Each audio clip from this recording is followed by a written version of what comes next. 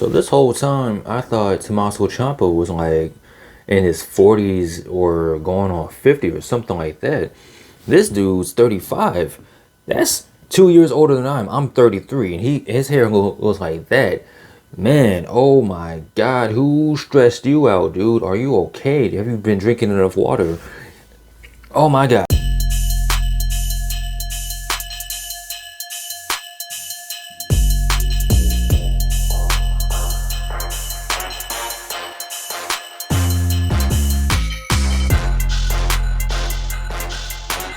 What's going on, everybody? It's your boy Big Hero Chris back at you with another video, and I got your NXT Takeover Stand and Deliver predictions video. I'm gonna be 100% honest with you guys. I follow NXT, but not really. Like, I kind of go based off YouTube clips and Twitter and Facebook and what culture ups and downs. So I'm doing this predictions video off of vibes and guessing. Like, I don't really know a lot of the stories. I know the Adam Cole story, I know the Finn Balor story, and I think that's pretty much it.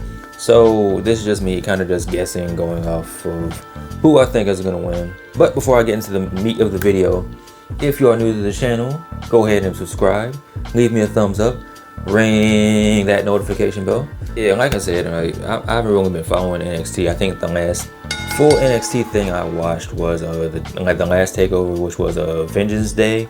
That was the last full thing, and I always have intentions of going back and watching a full NXT show, but I just get busy, life, YouTube, work, you know how that goes, and there's just so much to consume. So I'm guessing with NXT moving to Tuesday, that should help out a little bit. Maybe I can get back into this full swing of NXT. But you're not here to see me flap my gums about my personal stuff. You're here to see me flap my gums about who I think is going to win these matches on NXT Takeover. And true to NXT style or form or whatever you want to say, you already know that the takeovers are the best thing. Like, when you think of NXT, you always think about either the takeovers or the fans. And seeing as we don't really have fans like that, we still have the takeovers. So pretty much whenever you think of a takeover, you don't really think of the build or the storytelling or whatever. You always think, okay, the show itself is going to be great. It's going to have some good matches on the card. And that's what we have going on today, or this week. It's WrestleMania week, forgive me. But yes, like, if you think, like, look at Pete Dunne versus Kushida. What is the story of that match? Do you guys know? I really don't know. It's just two dudes who are good at wrestling. Like, I don't know what their beef is, why they're having this match. It's just a match just to have a match. I think that Pete Dunne is going to win, because every time you have Kushida in one of these takeovers type matches, you think, okay, maybe Kushida's going to pull it out, and he doesn't. He always loses. And I don't really know much about Kushida before he came into NXT, but I like what he's done so far in NXT, but they haven't really booked him to really win the big one. Like, he has the opportunity to win the North American title, and he didn't. He's had other high profile matches where you think he's going to win, but he doesn't. So my pick is Pete Dunne for this match. Another one we have is the the gauntlet to see who's going to be the number one contender. And the way they got to this gauntlet is the most TNA Impact way of getting to this section of the match, which is like a number one contender. I don't know, it's confusing. So before you have this match, they had a battle royal, it was a 12-man battle royal or whatever. And the last 6 men, depending on how you are eliminated, determines how you come into the gauntlet match. It's confusing. Like, it's pretty much a gauntlet match to see who's gonna face Johnny Gargano on night 2 of Stand and Deliver. And I'm not even gonna run through who all is in the match. I'm just gonna say LA Knight's gonna win, because I don't know, just LA Knight's gonna win. Yeah.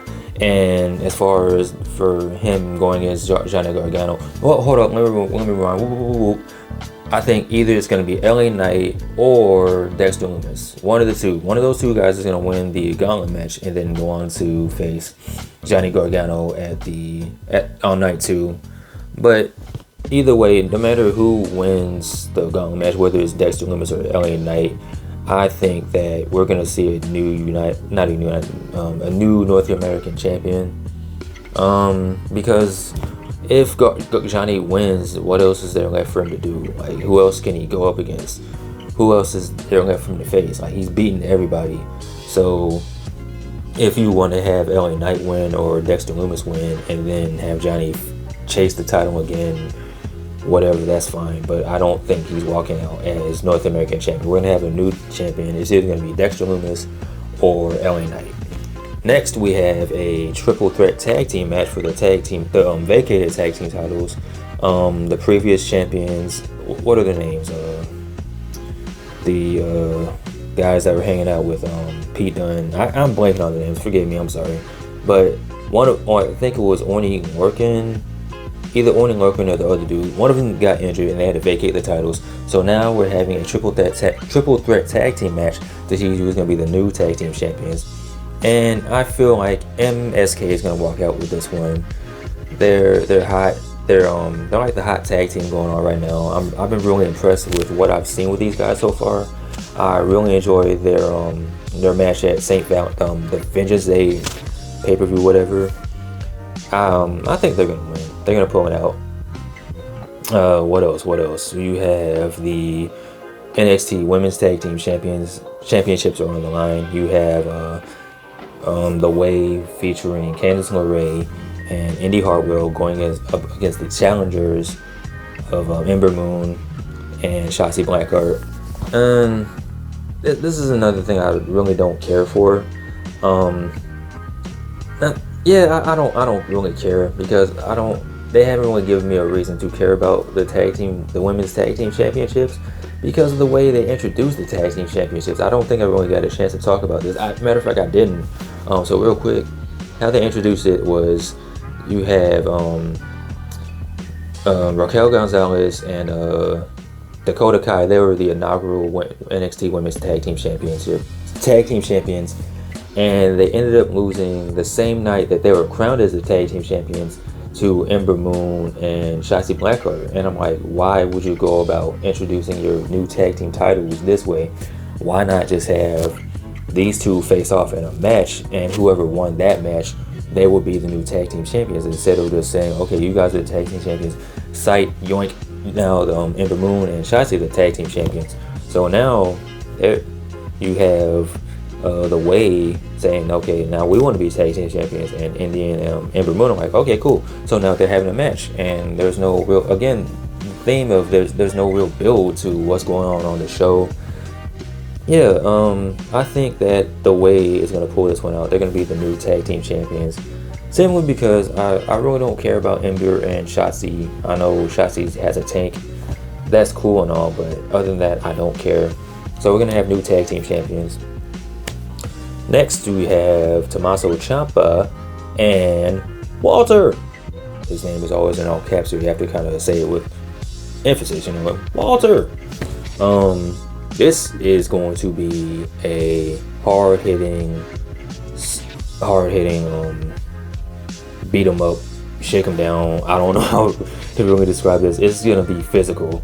I think Walter is gonna chop Ciampa so hard his hair is gonna fall out, which would be doing Ciampa a huge favor because, bro, your hairline, what is going on? You're only 35 and your hairline looks like this. I mean, if LeBron's hairline can make a comeback, surely Ciampa's hairline can make a comeback as well, but I don't see that happening. Just like I don't see Ciampa winning the United Kingdom Championship against Walter. I mean, yeah, it's Walter. I mean, the dude's just huge. It's going to be a physical match. The match itself will be good, but I don't see Walter losing to Ciampa.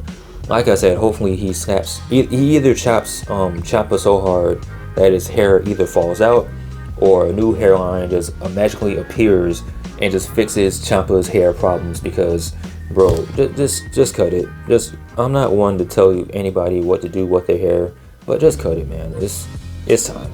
It's time. Please, for the love of God, just cut it. All right. So next we have the ladder match to see who will be the undisputed cruiserweight champion between Great Value Finn Balor and what's his name, Santos Escobar. And every time I see Santos Escobar, I feel like he should be a villain in one of the Bad Boys movies. Like, you shouldn't see him wrestling. You should see Will Smith is chasing after him with a gun and Martin Lawrence yelling in the background because of reasons. But yeah, you have Santos Escobar going against I can't remember his name, so I'm gonna just, no disrespect, because he looks like Finn Balor, so I'm gonna continue to call him Great Value Finn Balor. Because I'm blanking on his name. I'm sorry, forgive me, whatever your name is. But I do see Santos Escobar being the undisputed cruiserweight champion, because I can't remember the other guy's name. Jordan Devlin, that's his name, Jordan Devlin. Forgive me, Jordan, but it's funny, so I'm gonna continue to call you Great Value Finn Balor. So I see I see Santos Escobar walking out, and it's a ladder match. So the match itself is gonna be good, but I see Santos Escobar walking out as the new cruiserweight, or the undisputed cruiserweight champion. Speaking of undisputed, we have the unsanctioned. Oh, nice segue, good job, Chris. But speaking of undisputed, we have the unsanctioned match between Adam Cole and Kyle O'Reilly.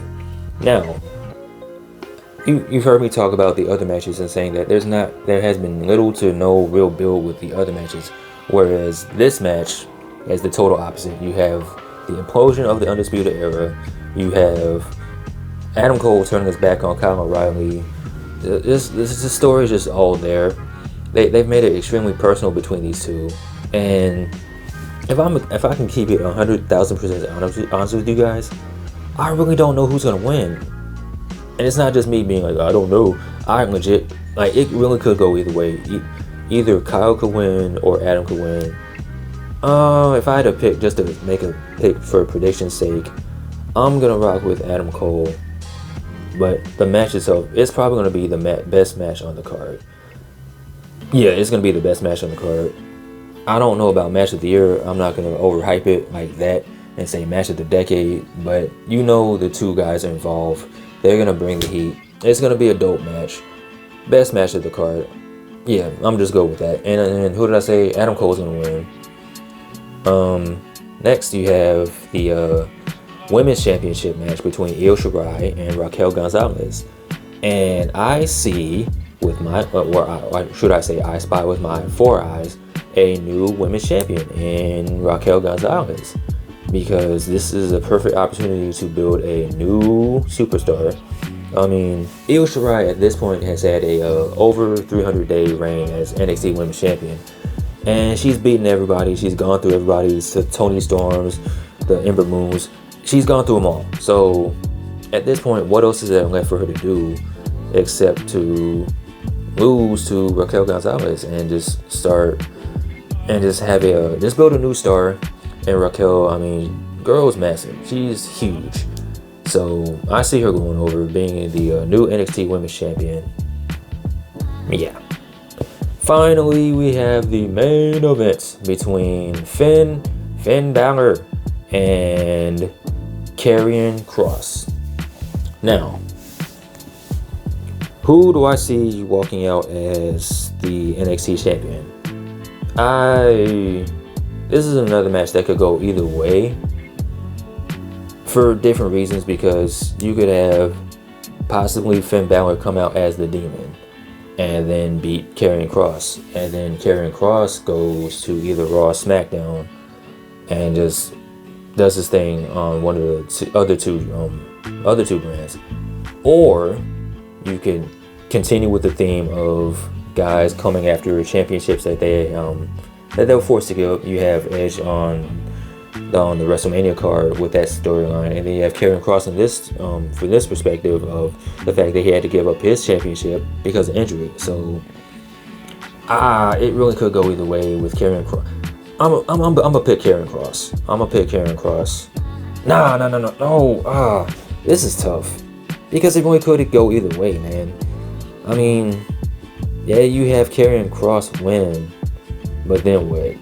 Then who does he feud against? But if you have Karrion Kross lose, you can go to the main roster and you can just start fresh there, and then you can continue the feud with Adam Cole and Finn Balor, or maybe continue the feud with Finn Balor and maybe Kyle O'Reilly or whoever. I mean, and then I don't know. So I'm going to pick Finn Balor for the win on this one. Yeah. So those are my predictions. Let me know in the comment section, what do you think? Do you think I hit the nail on the head? Do you think I'm totally wrong? Do you think I'm just talking just to talk at this point?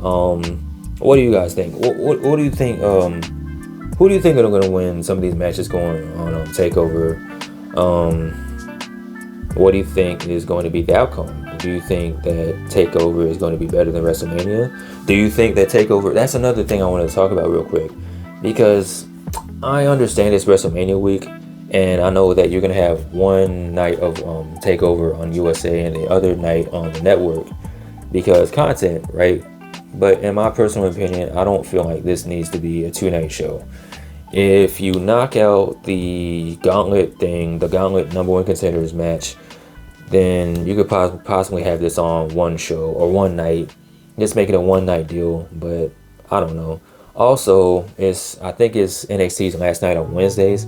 So how funny would it be if on NXT's last night they outdrew AEW? Like, how crazy would that be? Like, okay, it took this whole time for you to get on your last night. Now you want to outdraw NXT, not NXT, but AEW in the rankings.